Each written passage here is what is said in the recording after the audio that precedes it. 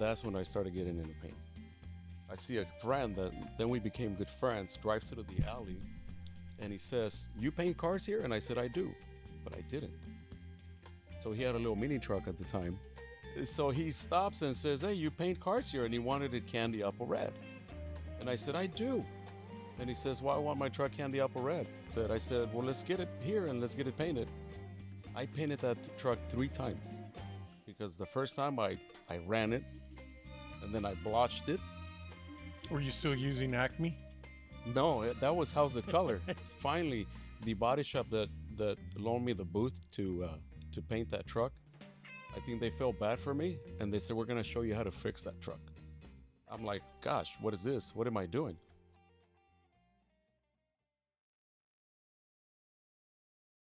What's happening, everybody? Joe Ray with a Wire Down Show. Today's episode will be about paint, custom painting, restorations, paint jail.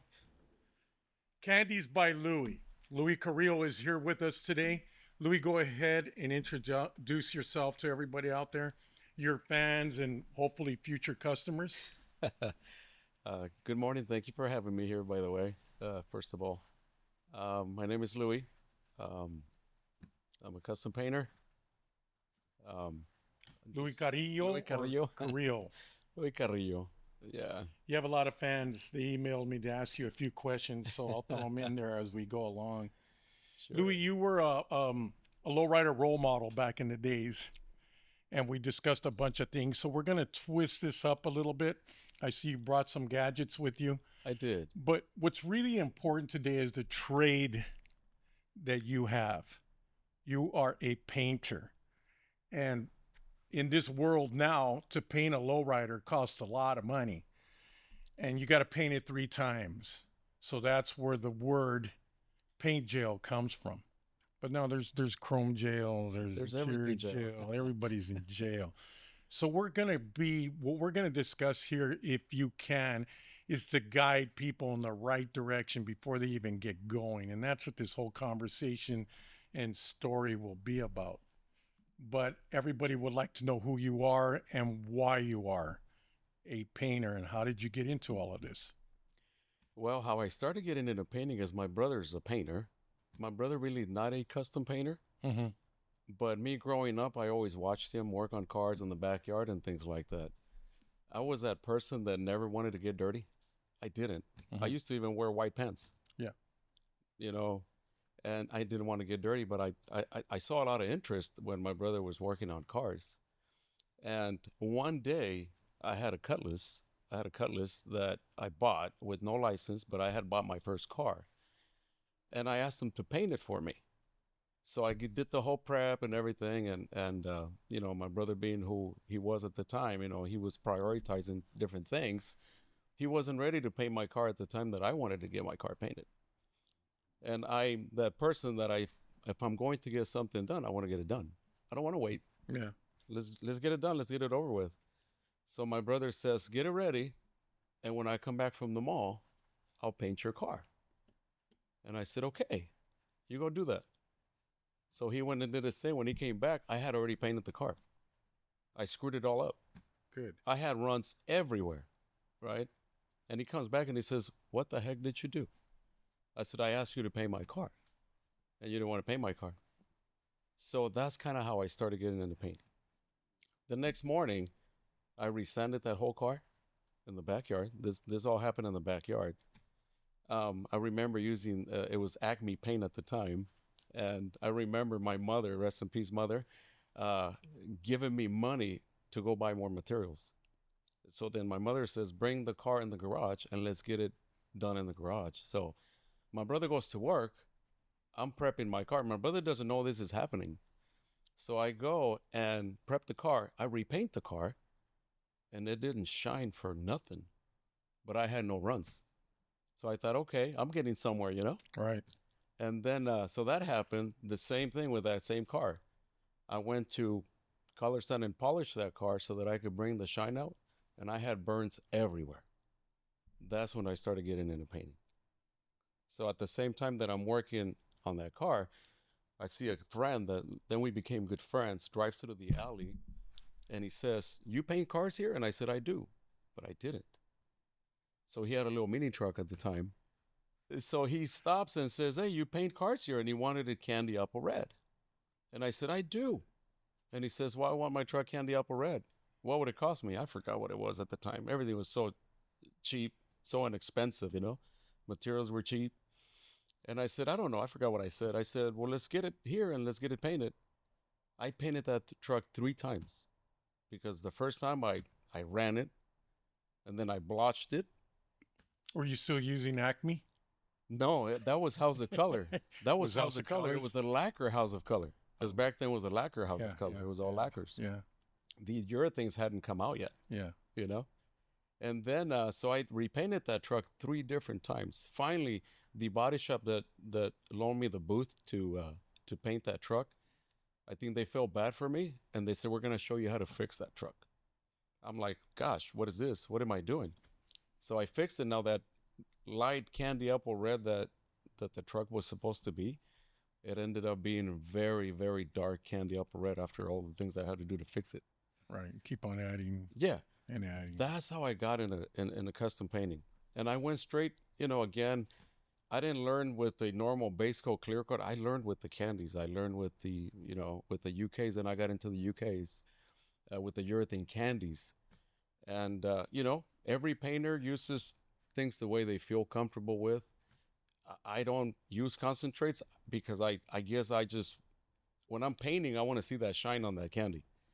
But when you talk about trial and error, there's a lot of ways that you can go and learn how to paint. Right, right, Grab a broom, sweep up the shop, right. mask down a car, or strip it to metal. But you're watching all the time before they even give you a gun to primer. Right. It takes a long time to Takes learn a how to long do time. primer. It takes a But long you just time. jump right into it. I jump right into it. Jump right into it. And that's what I say all the time about anybody out there, and we'll get into candies that thinks they can go and shoot a candy. I've said it before. You got to wake up in the best condition you can. Pretend you're 21 again. The music has to be right. Everything, you have to be lucky that day because candies are hard to paint and they're hard to shoot and come out of it flawless. I always tell people it's not that they're hard. You have to have a lot of patience. If you don't have patience when you're doing a candy, then you're going in the wrong way already. Do you think that going straight to candies, usually it's primer, It's primers, right? it's base coats, it's a pearl, It's all the prep, it's black, right? It's all the and then finally down the line, if you Right. try a candy, it's right. like It's all the prepping that you have to learn first. You have to first learn how to prep a car, what it means, how, and all of that before you get into, like, okay, now I'm painting parts. right. Now I'm doing this. Now I could lay down, because even to me, the primers, they still have to be laid down very slick. They have to look good. Yeah. I don't like to see primers that are dried. I get a lot of people tell me, "Hey, I have a car ready for you to paint," and I've traveled to paint a car, and then I get there and I go, "Wow, this is bad. This is not good. This is not ready. Maybe ready for." Maybe for them, but not in my eyes, right? So you have to learn all those things before you get into the custom painting. Candies are translucent colors, bright. That's why they're called candies, but they almost look like a candy if you hold it up in the sun, right? Right. Or especially the old candies. But you also found out the hard way that the base coats, whether they're silver, white with a pearl, or a gold base, Yes. that those have to be straight because you can streak and cloud. Streaks are gun lines from spraying. No, Louis, when you hold, well, you're gonna show us. You could get streaks in a gun where it hits the car too soon, and if you the way you're holding the gun. Everything matters is distance, pressure, fluid nozzles. Everything matters. If you don't have the right things and that's why you have to learn those things. What I always tell people is like, I get a lot of messages like, how can I learn this? In my days, there was no YouTube. There was no tutorials. There was really nothing. I had to learn on my own by messing up paint jobs. That's how I learned. It wasn't easy. It was hard. And was there times that I thought, okay, maybe this is not for me?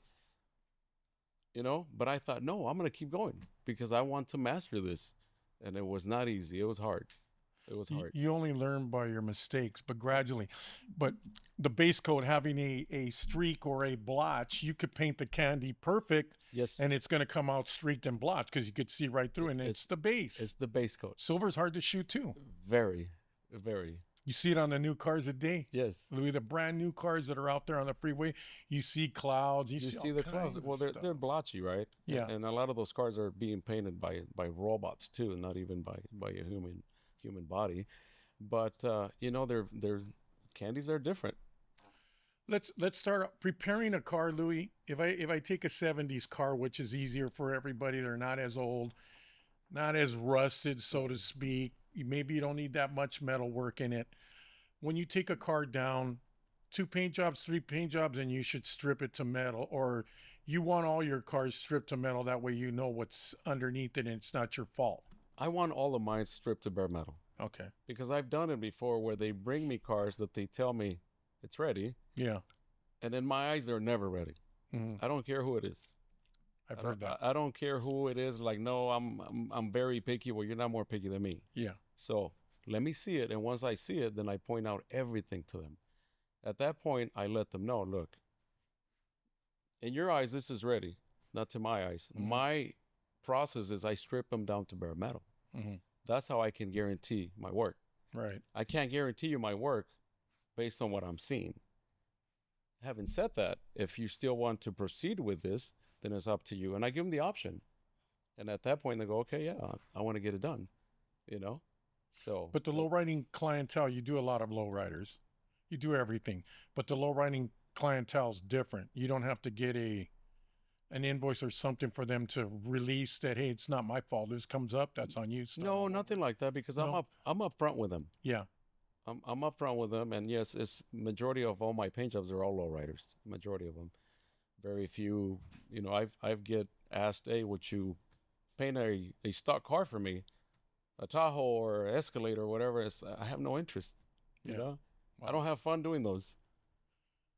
That first Cutlass, the one that you got for your brother to paint, was you already jumping into lowriders at that time, or it was At just that stock? time, so at that because they time were it popular. was stock with the black Phantom top. Yeah. I didn't even have my license yet, but I had bought my first car, and it was a white pearl.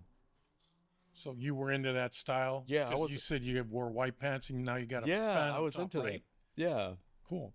Yeah, I was into that. So at that time, I'm like, okay, because my brother had bought me my first lowrider. It was a 73 Impala that he had painted candy red with silver. And it had all the plushed out interior and tuck and roll and all of that. Badass cars. And I had the Kragers with the 520s Mhm. back then, but I had no license at the time, you That's know? okay. You fit Yeah. right in. Right? And it started with that car. And how I really got really into it is when he took me in 1983 when the movie Heartbreaker came out. He took me to watch that movie. And I fell in love with that Thunderbird, who is today now my club brother. In, And- yes, in the evening. And it's crazy, right? All these years, like back then, who would have thought that so many years later, that's my club brother. Yeah, it was a badass car. Back That was a then, too, badass man. car. And that movie, I still watch that movie. You would say that that's your influence then. Yeah. Does your brother still paint today, or My brother still paints today. what does he think of what you do? He admires all the work that I do. My brother is very proud of me, and I makes me feel good. Is he an older brother? He's my older brother. Taught you the hard way, huh? He did. Yeah, I'm gonna go to the mall Right. for a week or so. He Let you did. That's try what he yourself. said. So you strip it down the metal, you know what you have. Right. There's no worries about anything cracking or Nothing. coming up way later. That's the best way. Right. Primers. Etching primer, you should always etch your car when it's down the metal. Should it be etched or not necessarily? You should always etch. you should always etch your it. metal. Yes, always. Primers. There's different brands of primers out there. You like to have them nice and shiny and I like smooth, them nice right? and shiny. You've worked with a lot of primers in your time. I Louis? have. Basically, they all work the same, or is it you get what you pay for? Majority of the companies have the same resin. One resin is purchased from one place. Yeah. So the main ingredient is purchased from one place. Okay. So as long as it's a 2K primer, Yeah. you're good. Yeah. But the 1K primers are not good No. because they never cure. So 10 years from now, you can take some thinner and wipe it right off if it's a 1K primer. Versus a 2K, it'll bond, it'll adhere, and you don't have to worry about any chipping and things like that. Maybe about 15, 20 years ago, Mario Candy Factory used to use a German primer. They called it German primer. Automatically, if it's German, it's the best there is, right? It was yellow. It came in yellow, but I noticed that sometimes if those primers ever got wet, it would go through, and I don't know why. He had problems with some of those paints. Some would get wet and you never see a problem with it. Some they used to bleed. Yes. The paint job underneath or the color. Even the red primers would bleed through into the paint. It's like, what the hell? Yeah. So everybody was always experimenting. But at the end of the day, once you start to get into a primer, and like the one you just talked about, the better one, you have to read instructions, Louis. You do. You do? You do. Yeah, because again, the technology today, the materials are different than they were 20, 30 years ago. Before, all we had was 1K primer. Yeah. You mix it with thinner, mix it 1-to-1, and you go to town, right? Yeah. There was nothing you could do. That's all we had. Today, we have so many options. And I always recommend the best options, you know? You want durability, you want your paint job to last you, you have to use good materials underneath. Otherwise, it's not going to last, you know? Through my experiences, there's some primers you can use. You can only put 2 coats. If you start to put a third one, then you went too far. And I guess when they get at the edge of the door, you could get cracks in that. But that's different brands, right? If you over apply anything, it's not just primer, it could be base coat, it could be clear. If you over apply and over abuse it, of course it's going to crack because you're trapping solvents. You know, solvents have to, they have to go. And if you trap them, then eventually those solvents are going to have to come out. There's not too many shops out there that'll prepare a car like that with a right choice of primer, block the car. If there's metal work to be done first, of course, then they primer it, then they block it, and they get it ready for that base coat. There's not too many shops today when we talk about jail and paint that will take a car from the beginning, strip it of metal, paint it, primer it, base it, candy it, clear it, rub it. If they do, that's a project and a half for them. Yes. And they don't like it. I could see today, and my advice to a lot of people is just go somewhere, get the body work done, make sure that they use the proper materials, watch the history of the cars that are in that shop that they're always leaving and there's no problems with their customers, and then take that car to a painter and it's already done where all he has to do is paint it. People think it's easy to paint, Louis, and it's not. To hold a gun up and a hose, go back and forth, and I've seen how you do it, and I've seen some of your challenges. I don't know if you're trying to make yourself even better than what you are, but those are my recommendations, because today there's not too many shops out there that are going to take on a whole complete car, and even if they did, it's going to take them 5 years. It takes a long time. It does. Yeah. So on your case, when you go to somebody and you tell them, hey, you know what? I'm not going to be responsible for it. That's just the way it is. But I think it's the better road sometimes. What I like to do, Joe, for me is I want to do everything from start to finish. And I always work on 2 cars at a time. You do body work? I do. Do you do it most of the time? Yes. Really? Yes. I was told you don't get dirty. I do. Okay. Do. So I know body work very well, right? But I don't like to overload myself. So I like to take 1-2 cars at a time from start to finish. I'd rather do them that way, but sometimes they might not have the funds to do all that. So you got to give them the options, right? Yeah. And they'll tell me, well, I have this person that can do this for me. Okay, that's fine, but I still have to approve whatever he's doing at the end of the day. And then sometimes it bites him in the in the back, because they end up having to pay me to redo everything again because something didn't go right, or they use cheap materials, and now we have blisters going on. You've seen it. I've seen it. All the right? time. We have it all the time. Everybody out there's seen that. There's blisters, right?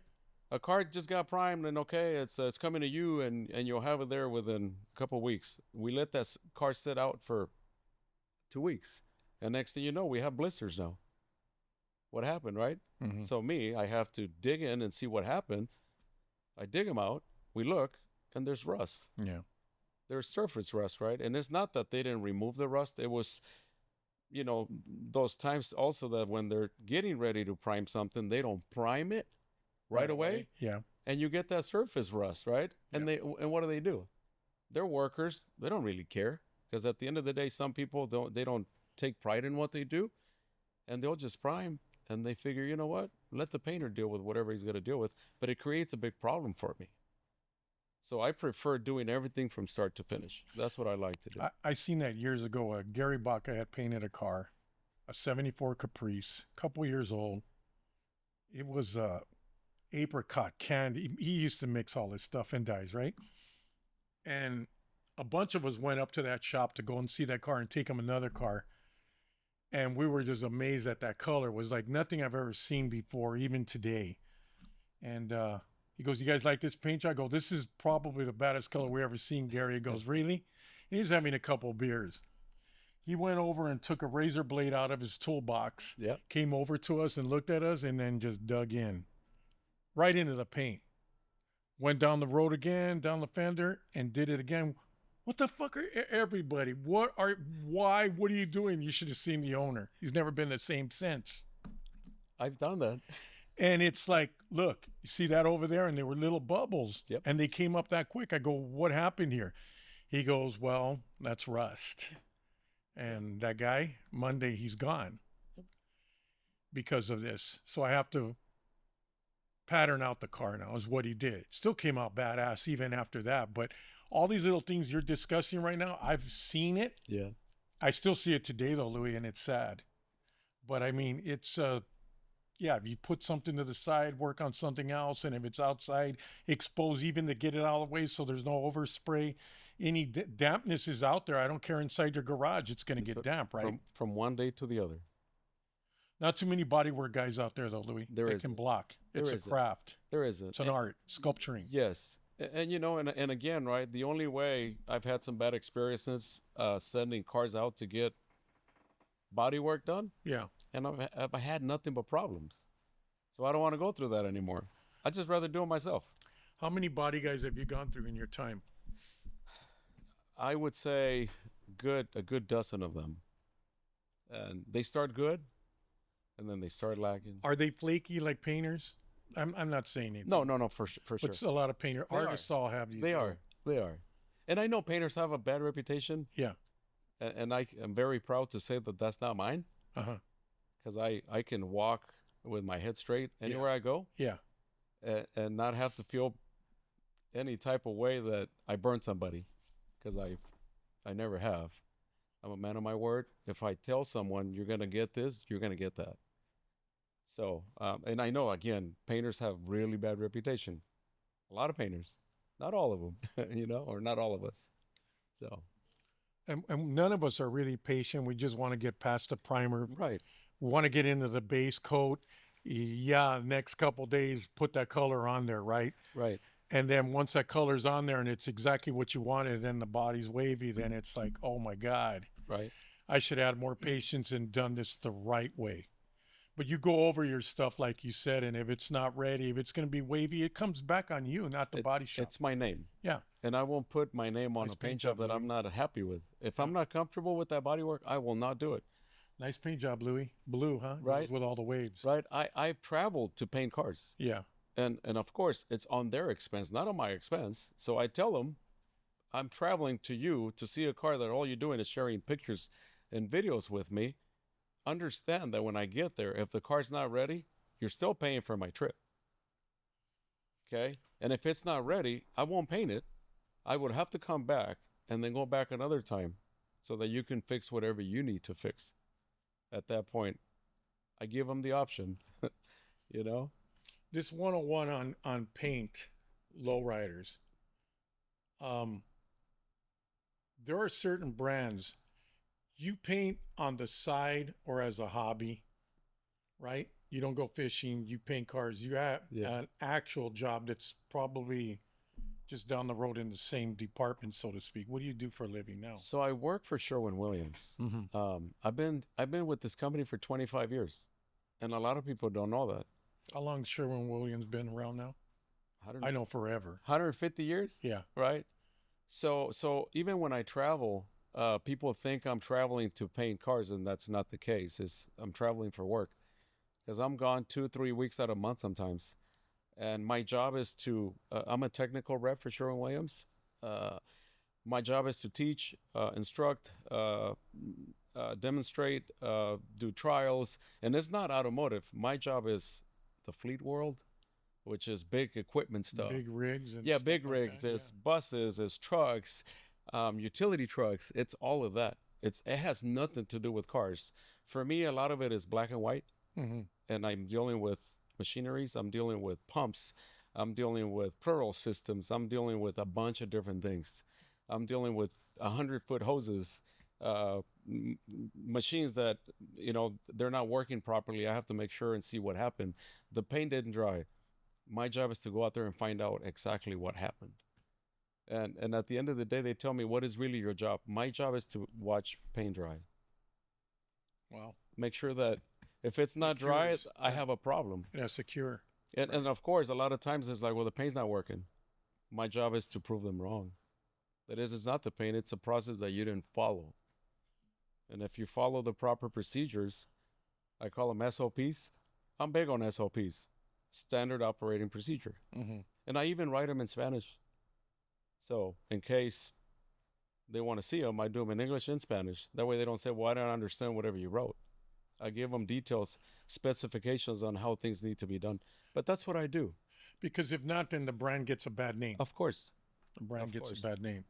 You being in your hobby of custom painting, you just don't only shoot candies, Louis. I know that you shoot other colors too. You do a lot of restorations where 62 Impalas I've seen before, and even they look brand new, green, mint green, silver. I've seen you do all of those. Right. And they're flawless. They're beautiful. They look like brand new. I've seen you do a lot of those too. But I've seen your candies. Before we even get to candies, the primers we just discussed and what you have to use and the right process of sculpturing a car, blocking it. Right. What are the phases of grit sandpaper that you normally have to have somebody do? If you don't do it, what are the phases of sandpaper to block a car? Where do you start at? Well, I mean, you start with the body work, right? Yeah. So the body work, you start with the 80 grit. Everybody does that, right? And then from there, you gradually go to 150, and then you go from there to 220, right? I always like to shoot my primers over 220. That way you don't have all the scratches bleeding through, because eventually, if you don't get rid of those 80 grit scratches, they're going to bleed through. And they'll bleed through 3-4 months down the road, right? So you have to gradually get all those scratches removed, blocked with the proper grits of sandpaper. So 220 is going to grab a hold of that paint and make It's sure going to goes grab in it, there. and then you'll make sure that at that point, I block cars 3-4 times, Joe. I don't do one and two times and that's it. What I even do is I'll get a car painted black just so I can see the bodywork, but it's not going black.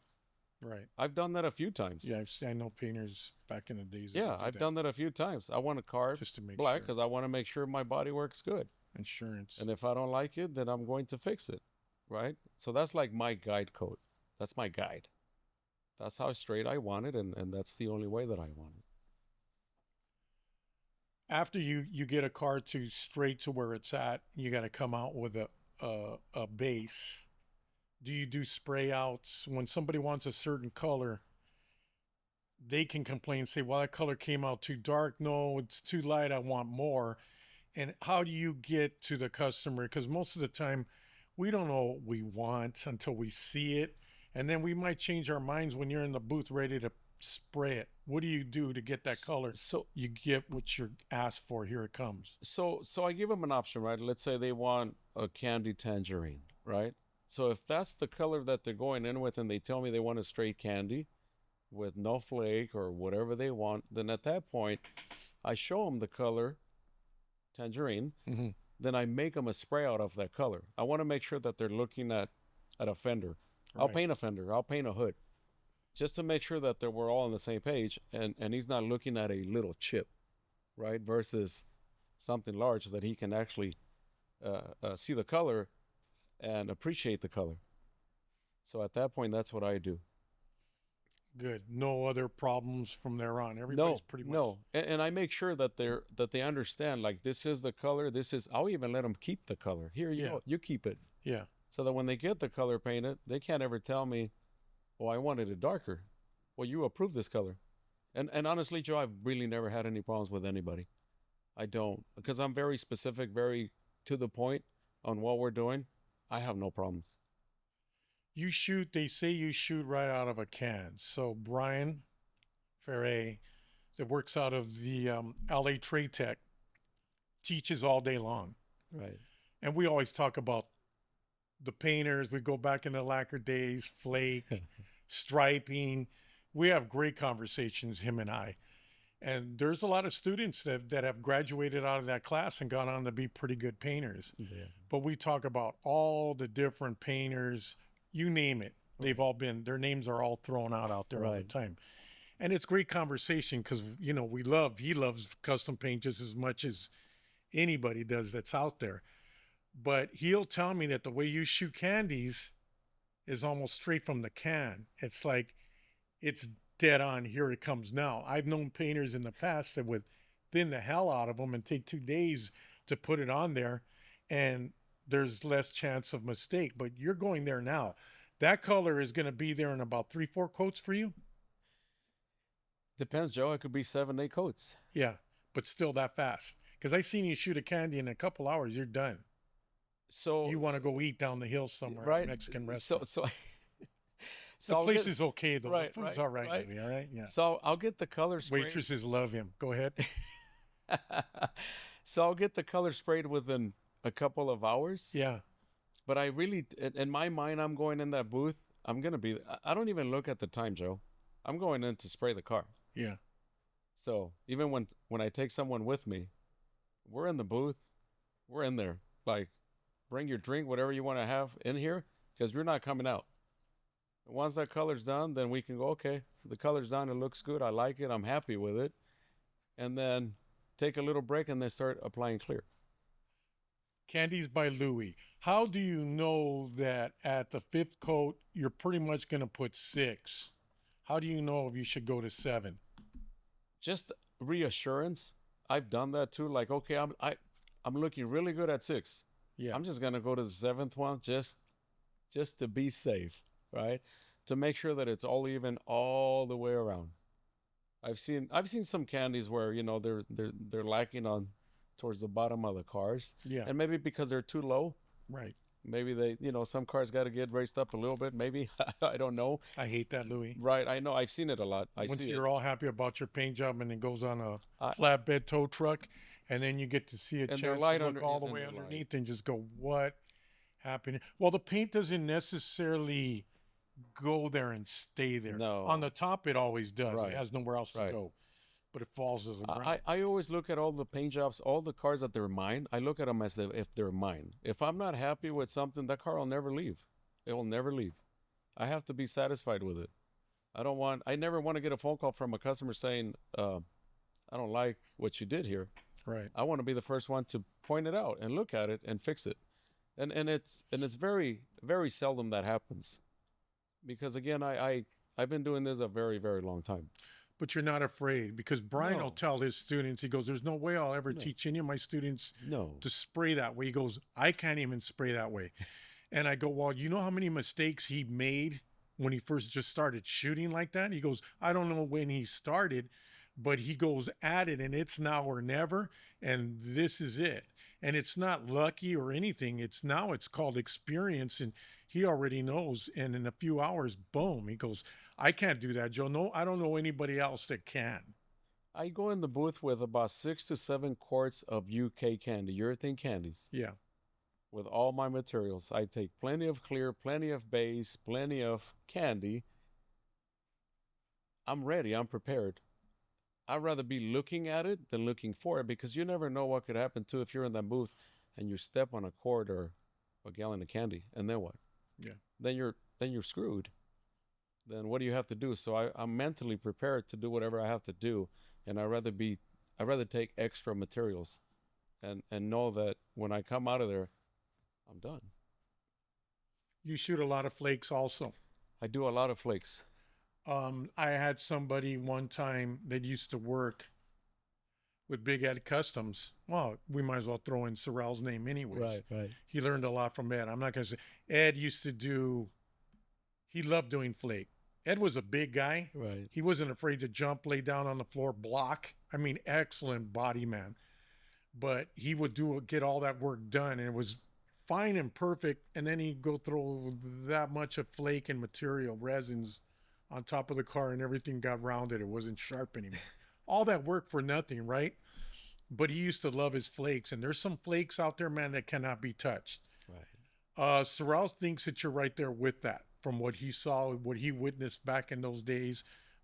Do you want to tell everybody the process that you use today to shoot flakes? I appreciate those comments, and especially come from Sorrell. So that means a lot. Somebody that's been in the game for so many years, and they've done all kinds of resin types of flakes and everything. Yeah. Yes, I've done flakes for a very, very long time. As long as I've done the straight candies, I've done the flakes. My process is not resin. I've experienced resin, Yeah. and I'll never do it again. Uh-huh. Not because of anything wrong with it. I just didn't like it. I experienced it with Sal Manzano. Him and I did a little project on one of my frames, and I wanted to strangle him. Right. I'm like, what did you put me up against? And he's laughing, right? He's laughing. It's easy for him because that's all he did. For me, it was something new. I do my flakes with urethane clear. I don't use Intercoat clear. And everybody is different. Every painter wants, does whatever they're comfortable with, right? For me, is I want that clear to bond. I want it to cure. I want it to cross-link, right? And I use clear. And I use a lot of clear. And sometimes I tell people the amount of clear that I use, and they don't believe me, Joe. I tell them I use 12 to 13 gallons of clear to do a complete car with flake. And they think I'm nuts. And it's okay for them to think that. But that's the reality. One of the baddest flakes we had seen in its time, and everybody, maybe it was the color, and Ed did it. It was the Aladdin car. It was in gold. I remember that car. It wasn't like Ed's other flake paint jobs where, he packed on the flake. There was no base. And they broke off in the sun too, And Aladdin was different. Aladdin broke off a little bit more than they did. And if you walked up to Aladdin, that paint job, and you looked at that flake, you could see the base behind it. Yeah. A lot. So I don't know if it was the flake or the way it landed, because it lands in all kinds of ways, or there was enough clear on there that when he sanded it, no cut throughs or anything. But that was one of the baddest flakes we had seen back in its time. You just did a Lincoln for one of your friends at a discount price, so I hear. And that, I swear, that has, your Riviera too, man. My Riviera, the flakes on those things are ridiculous. Is it the way you apply them, or is it the size of flake that you put down? I don't like fire mist flake a little bit. So if you're going to flake it, flake the hell out of it. Don't do it at all. So I use 3 different sizes of flakes. Yeah. For my most flakes, I do 2. I do the number 2 and the number 8. I start with the 2 so that I can get a good foundation, like a base coat. That way you don't see those, open areas of, wait a minute, I have a lot of number 8 or number 15, but I see open gaps where I didn't put enough flake. So I use 2 to 3 different types of flakes. And I use a different type of gun that it's, to me, again, everybody does it their own way. Some people use a siphon gun to shoot flake, like the one I have there that I started painting with, or they'll use a gravity feed gun to shoot flake. I'm not comfortable with that, and that's just me because I've been doing it a way that I've done it, and it has always worked for me. So I'm very comfortable with that. Not that I don't want to change, it's just worked for me for so many years. So if it's not broken, don't fix it. I don't mind trying out different things, and I'll try it, but then at that point I can say, okay, I tried it. Now I can go back to how it's worked for me for so many years. Paint materials and equipment have changed drastically over the years. Louis, this is a relic. That's one of your museum fixtures right there. Tell everybody what that is for, so that they know the brand and everything. This is the gun that I started painting with. It's a JGA 502 DeVelvis.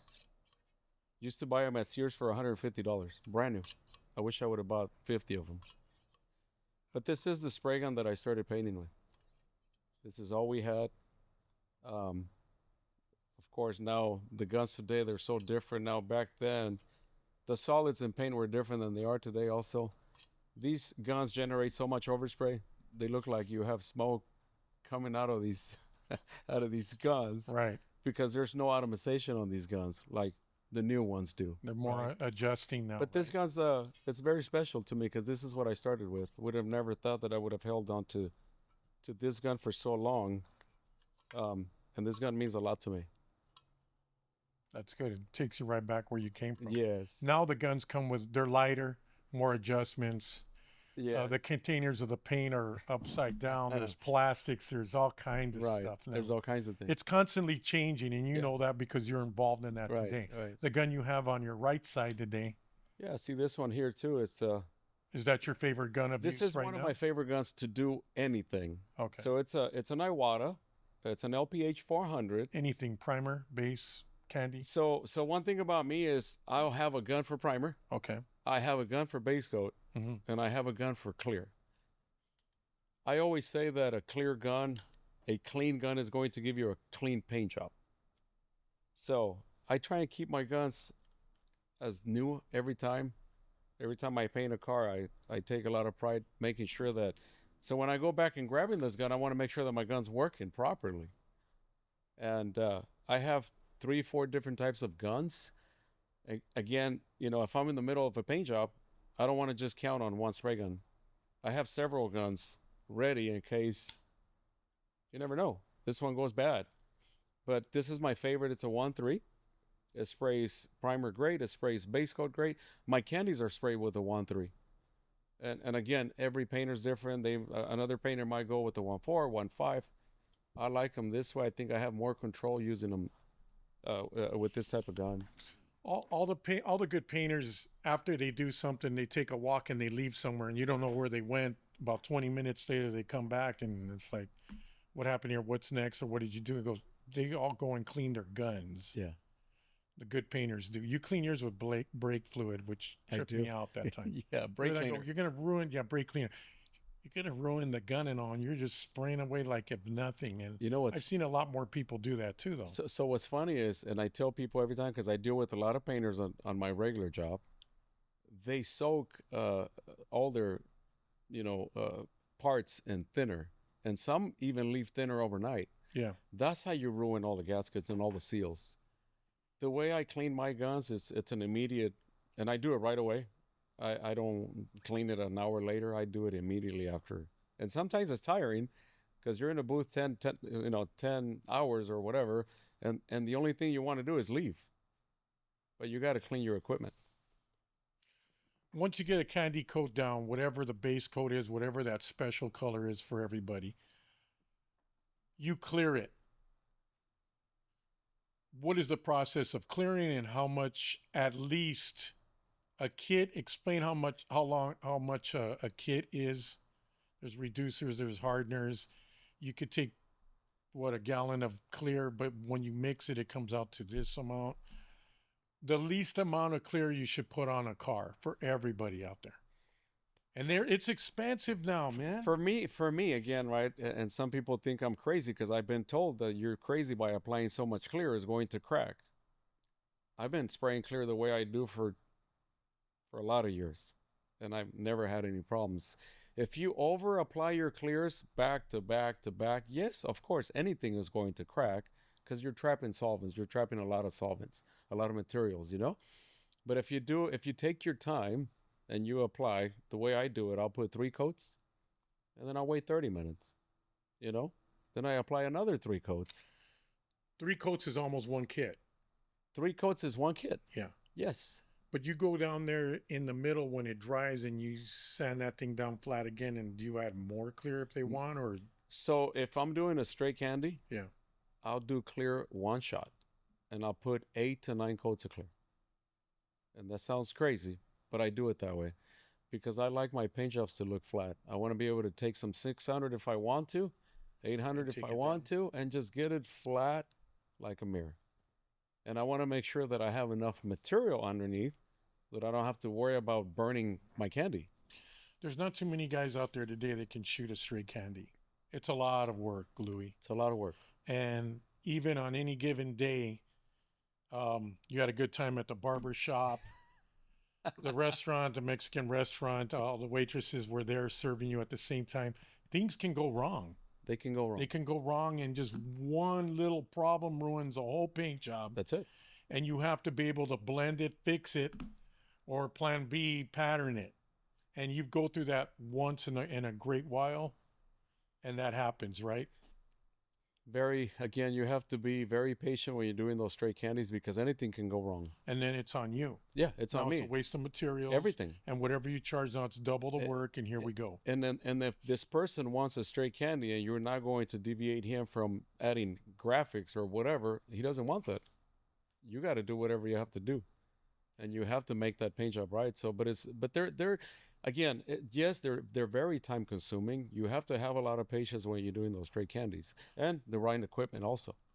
Do you use other, like House of Colors is under Sherwin-Williams, isn't Yes, it? yes. Do you use other brands of paint too, or you're not allowed to? So I'll use whatever the customer brings me. Okay. If they bring me PPG, if they Yeah. bring me Axalta, if they bring me Sherwin-Williams, of course, I'll do whatever the customer's asking me to use. Is it all the same, like they say? One company makes it all, they put their labels on it? Well, again, right? One company makes the resin, the main ingredient, and everybody's, whether it's base coat, whether it's clear, whether it's primers, they're purchased from one place. So the main ingredient is really the same thing.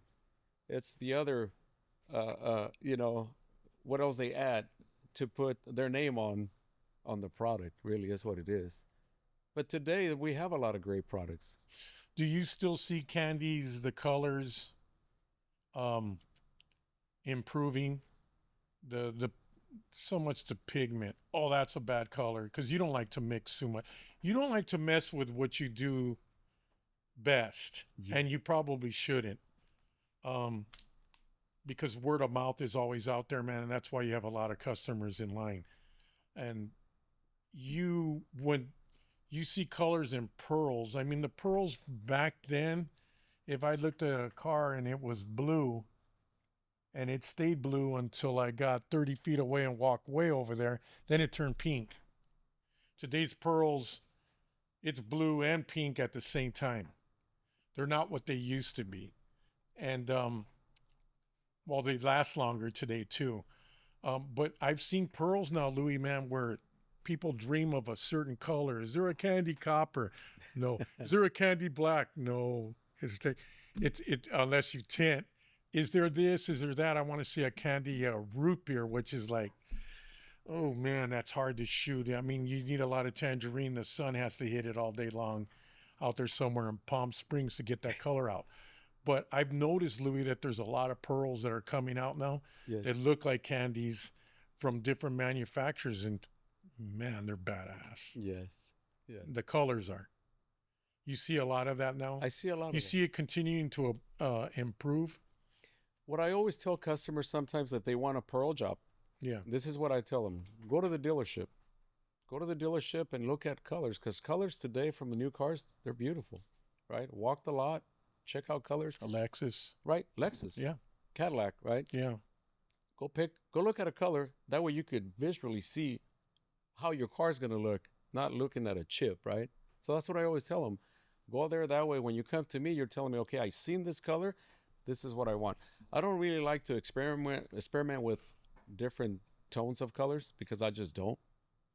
And it's not that I'm against it. It's just I don't like my paint jobs to be blotchy. Yeah, don't fix what's not broken, right? And I see a lot of colors being, mixed, blended together, and they're blotchy, and I don't like it. It drives me crazy to see a blotchy paint job.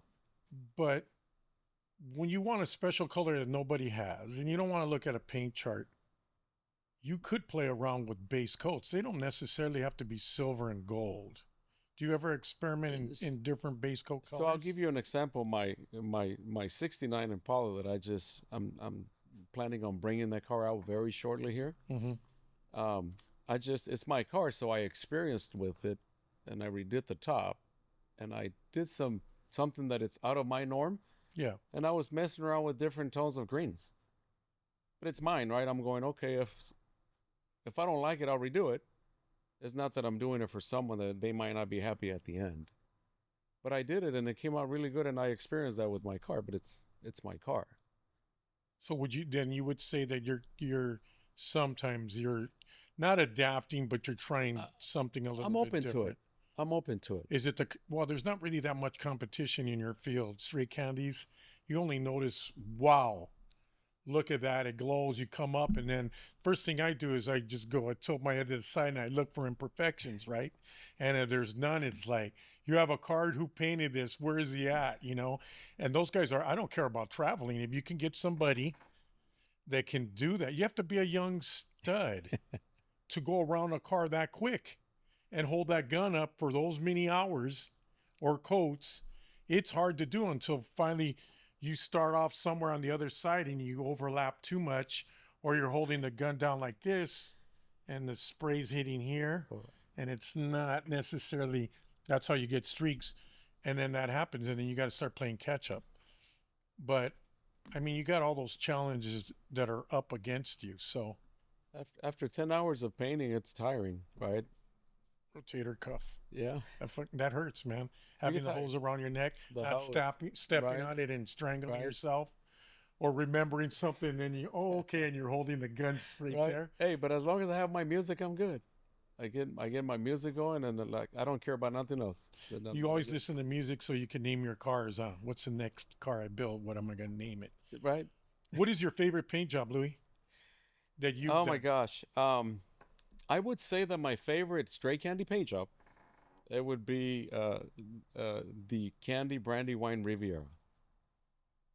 I would say that's my favorite. Which one? Rudy's. Rudy's. Oh, the 65. Yes. Yeah, that's a bad color. I would say that's my favorite, the Stray Candy paint job. What made that car, and a lot of people don't need, I mean, it's a beautiful paint job, was the interior. Yes, yes. He picked the right color of interior. A lot of people say, for cream yellow on a candy red, well, you know, it'll grow on you, and then you'll understand you can't just do peanut butter or red because everybody else does. Right. And it enhances your paint job. Totally. You have to worry about that every paint job you do. You have to notice when it comes out what color interior they use, and it like kills the paint. I don't really worry because, again, my biggest concern is making sure that that candy, it's flawless. Yeah. And then we can move to the next step off of that, because then I'll let my interior person deal with that, right? You know, my interior person, everybody knows, is California Upholstery. He comes up with his great ideas. So when I went to California Upholstery, the first thing I thought of after I went through all my paint jails, stripping cars down 3 times, never do it again, car cover it, put it away, start another car, and knowing I'm not going to go down that path again, like with my Aldo Rivi, I stripped it down twice. Right. Why? And people followed me. Your friend James followed me, and he had to strip his car down 3 times and 2 more times because people thought, well, Joe knows he picked the right shop, and you know, we all run into our problems. It's called paint jail. When I got time to do my interior, I didn't want to go through none of that no more. I wanted my interior done in 2 to 3 weeks, which he does. He does. He's in the other world of interiors, and that's exactly what I wanted. I just wanted my car done because it's not worth it to build a lowrider today. I feel sorry for anybody out there. I'm not talking about the time. I'm not talking about the money, Louis. It's worrying how your dream is going to come out. Paint jail. There's no such thing with you and your business, but you don't have to go to a bail bondsman. You have to go and mortgage your pad, James says. And James has gotten all the discounts in the world. You get what you pay for, Louis. I'm not tearing you up here, man. If you want the right job done, you want to go to you want that right color that's going to last, but you don't want to see your car get painted at 3 different shops, and you want to get it done now. How long does it take you usually to paint a car, Louis? Even if you do the body work? No more than 6 months. And you're done? Done. So when you divide all the money up, it's only so much money every 2 weeks you're paying. It's probably worth it. It's the headaches, man. It's the drama sometimes. You know, I've always said, man, if I'm going to pay this kind of money, man, and look like a fool in front of everybody, I'd rather pay it. I'll pay it all the time as long as it's done It, well. And usually those separate from it, everybody else. And it's done now because I want it now. And you know what that's like. And you know what your customers are like. totally. And a lot of it, Joe, honestly, is I enjoy what I do. I'm very passionate about what I do. So it's not so much that it's worth it at the end of the 6 months when I deliver a car. I'm very passionate about it because when you break everything down on how long it took and how much time we have invested in a car, if you do the math, it doesn't add up. I use good materials. I'm not greedy with my materials at all. I'll spend $8,000, $9,000 of materials on a car. No problem, Joe, all day. And if you add the time that it takes two people to work on a car, sometimes the math doesn't add up, right? But it's that pride that I have, the the fact that I can say another customer is happy um, after I delivered a paint job. I guess that's to me that's very satisfying. I don't think people understand how much work is really involved behind it There's a lot of work. and how it could be that critical that if there's one mistake, you got to fix it. The responsibilities behind it. Totally. And then plus you're real because you have your own cars. You're in a car club too. So you know what it's like on the outside looking in. Right. You have a few cars of your own. One just broke out recently at the LA show. You want to tell everybody what cars you have right now? So I have my Riviera that I busted out last year, and just recently I have a baby Lincoln, an '83 baby Lincoln that I've always liked those cars, and I had a great opportunity for me to buy this car. Yeah. So my friend James called me and said, "Hey, there's a car for sale." So I said, "Okay." I mean, I didn't even think about it. Where's the car at? It's in Northern California. I called a friend of mine, Bernard. I said, "Hey, you have time to go pick up a car for me?" He says, "Yeah." I called James back and I said, "Okay, I want it." Those are client and painter privileges, right? Right. So I want it, and it took me. Maybe this one took me a little longer than the Riviera. What, Just three because weeks? no, the Riviera was built in 3 months. Yeah. That was a fast one. You could take a diving board and jump into a pool. It looks the same way, the hood of that Riviera. The limes, all the colors, the different limes on that luxury Lincoln is beautiful. I know you're coming back with one of your oldies but goodies. That's my Um, favorite one. you've been on multiple, and I was editor then when there was a magazine, like I always say. You've been on multiple covers that I didn't even realize you painted. But you could take me back to every issue of all those years I was there. And my thing was, the boss wanted magazines to sell. It had to be not the model, it had to be the car, the color had to get everybody's attention so they would buy that Right. magazine. Right. And I looked through a bunch of lists. I did my homework on you and I seen pictures, and I didn't realize that you did that many cover cars in Lowrider. Not alone, I haven't even mentioned centerfolds yet. So you're well known out there, Louis, but still, you're a lot probably better known now because of this show, because people are having problems out there. Is it worth it to do a lowrider? And the number one thing is paint. How do they get a hold of you, Louis? Um, I mean, it's crazy, Joe, because I've been asked, like I don't promote myself. It's all kind of word of mouth and people that continue coming back to me, and it's how they are. But I mean, honestly, I don't really get, you know, uh, like on Instagram, I don't want to really have But you're anybody. on social media, I'm on right? social media, right? So yeah, I mean, Candies by Louis with the K. They can find me there, and then if you're looking at doing a car, they can. Right now, I'm like 2 years out, so I'm not really doing anything. Again, I take one, two cars at a time. I Thought you don't were do two that. months out. That's why I brought you on the show. No, 2 years out, yeah, Louis. yeah, and just to go back to those all those front covers, Joe, and centerfolds that I did, I do want to acknowledge two of my brothers because I if it wasn't for them, I wouldn't be here today. And it's Peter and Paul because we did it together. Top notch. Top notch. If it wasn't for them, I wouldn't be sitting here. It would never happened. So yes, we did a bunch of cars together, and of course, two tons also. Beto Mendoza, who I have a lot of respect for. We did it together. We had a great run of back to back Hmm. top notch we were on. They were on top of their game, Yep.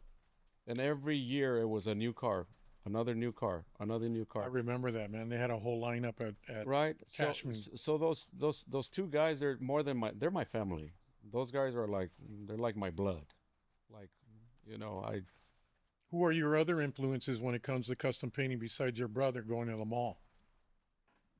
in the custom world I mean, of course, Daniel Daniel's Daniel's Creations. creation was a big influence for me. Sal Manzano, right? And then you have the D'Alba painters, the great painters, right? Yeah, no, You see their Albert, Albert Senior, who I have a lot of respect for, and you look up to them, and just we never stop learning. We learn something new every day. Even me painting as long as I have, I'll learn something new tomorrow, and just you have to be open minded. You paint everything, Louis. I paint everything, Restos. everything. You've had mini trucks. I I love mini forgot that that's trucks. part of your life too. Yeah, I've seen your mini truck. Um, and it's a great thing, man. This hobby and sport inside the culture allows you to spread out your talents of what you do. right, right. That's good having you on here. Any other shout outs you like to give? Your mom, she was shop manager back then. My mother, rest in peace. I would say that was probably one of the hardest thing that I've have experienced in my personal life. But um, my kids motivate me every day. And just continue to do the right thing, Joe, and just treat people good. Treat people the way you want to be treated. Don't get your head blown ever. Be consistent. Be creative, and just be a good person. And stay away from people like James. And stay away from people. You got to who see say- the questions he asked today for me to ask you. Right. What barber shop do you go to? How do you let $5,000 slide? Are you in porn?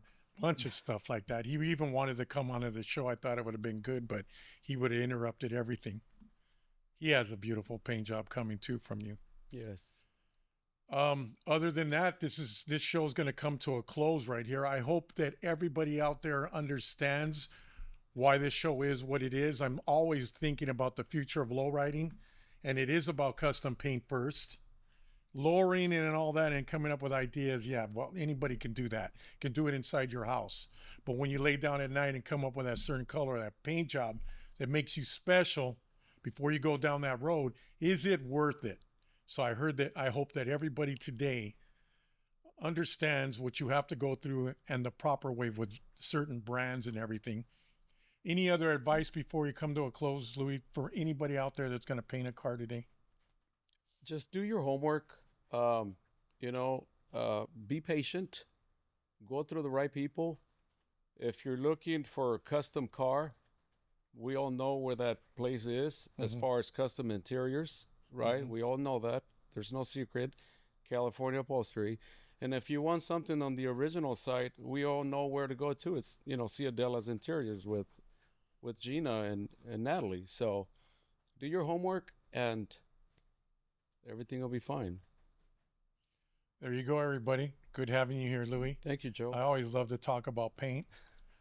But there you are, Paint 101 for lowriders. Louis Carrillo. Candies by Louis. Another great episode of the Wired Down Show. All right, everybody. Choose a color. And before you know it, we'll have another show coming at you. Thanks for being with us.